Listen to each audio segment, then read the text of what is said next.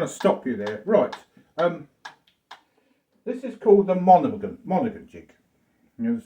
As you can see there, it's a 4-part jig, and I'm having trouble with part 4.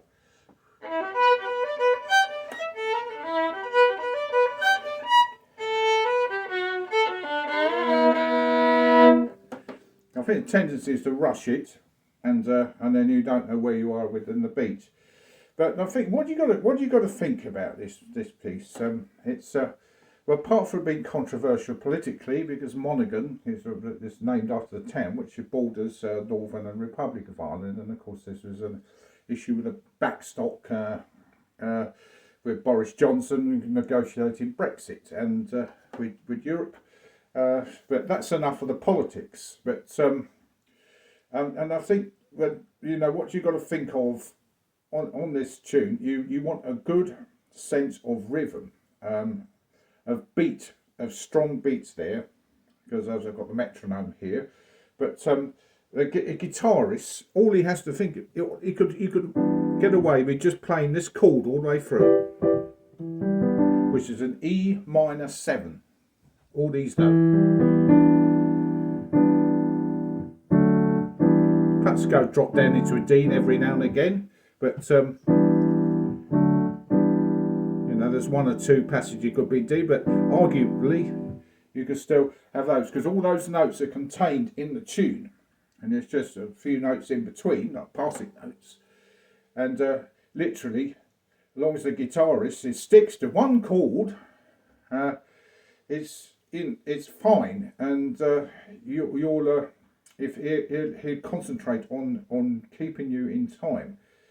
But I wish there was. I've been watching on YouTube. Just by accident, it's just come up with other things I've been watching. It's a chap called Benjamin Zander. He's the conductor of the Boston Symphony Orchestra and the Youth Orchestra. Very, very intuitive. Very good character of explaining interpretation of music, and I wish there was someone like that for Irish music, especially this tune, to how to interpret it. And one thing he says, make a mistake. If you make a mistake, in performance, you've got to think, oh, I'll make a mistake. That's interesting. You think you've made that mistake, but you think, how have I made that mistake, and how can I put it to good use?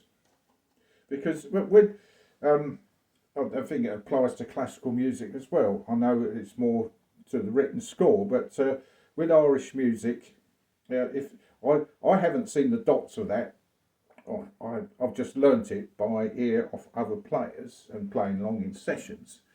That's how Irish music is learnt. But once you get in reading the music, or someone's version of it, you're copying and doing reading the dots. It becomes harder, because the actual reading of music in Irish music doesn't help you, and even Kevin Burke has said that, because what is actually written is not what you play.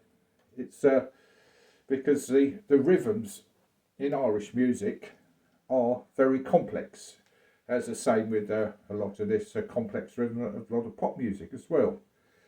So we just come to this last section. We'll just go back to this part,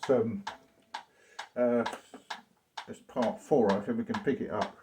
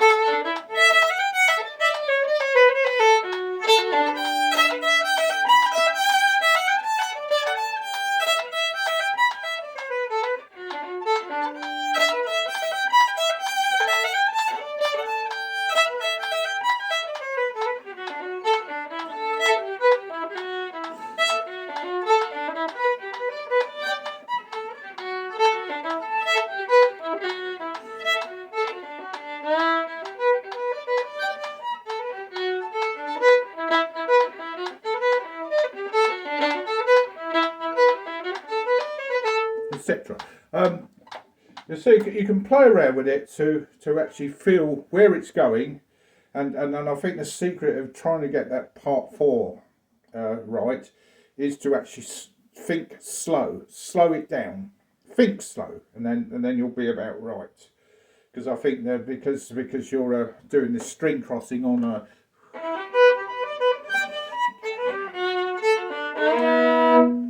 you'll keep it in rhythm within time, but the tendency is when you haven't got the metronome is to rush it, and of course that will make it go out of time because you're rushing a you know you get all random notes coming in. So you just got to calm down and then think slowly, or play it slowly, and then put the beat to it. And that's I put this at Dottie Crotchet's 126, and that's a sort of normal sort of speed for it. But I mean, there's no harm in. I was playing at 116, and I thought this is a bit slow. And but I think it's fine playing it slowly just to make sure you're 100% with it. But you know, it's got to go quite a lick because. So it doesn't become boring. It's got to have that energy there and excitement as Irish music has anyway. So, but you obviously got to build up to that, and the more you know the tune, you'll have far more ease of playing it fast and accurately, and not feeling rushed or not sounding rushed. Anyway, here is my lesson now. So I'm going to keep practicing that every day, and then I think I'll come back to that tune and then see if I can have any more thoughts on it and how to rectify it, how to improve it. Keep playing it in public, play it with other musicians, and exchange ideas and see how they play it. You know, it's all good. It's all good training and educational. Thank you very much.